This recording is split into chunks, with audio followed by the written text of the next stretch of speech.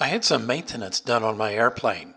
The plug wire and boot on cylinder number 1 had become corroded and caused a lane B fault.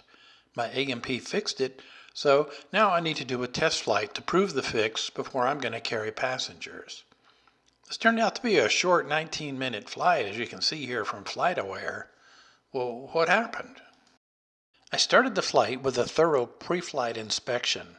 Like I always do, I placed the oil reservoir cap in the holder on the inspection door. So I'm getting a little sidetracked now, but this reminds me of a story. When I was a young buck back in the Air Force, I was stationed at Chanute Air Force Base in Illinois. I joined the military flying club there and I flew their 172. Doing this same pre-flight step, I was distracted and I failed to replace the oil cap before closing the inspection door. I flew around for about an hour and I returned the airplane.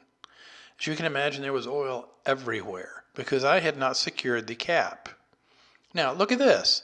Vans could have placed the cap holder anywhere on the door, but there it is way over on the left-hand side. So why is that important?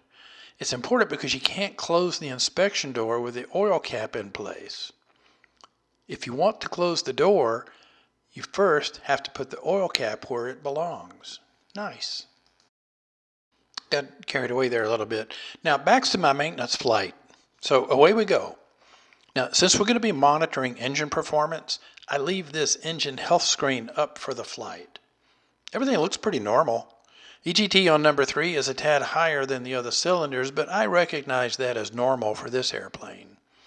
As we fly along at RPM's top 5100, I notice the EGTs seem higher than normal.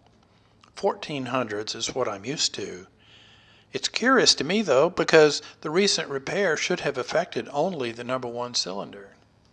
Then it happens, number 3 red lines. Can't miss that. I immediately power back from 5450 RPM to the low 5100s. EGTs respond by lowering to an acceptable level.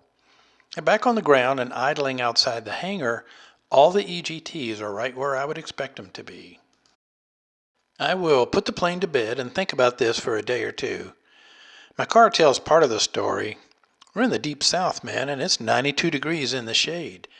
Not sure why that would affect EGTs, but we're going to do another test flight in another day.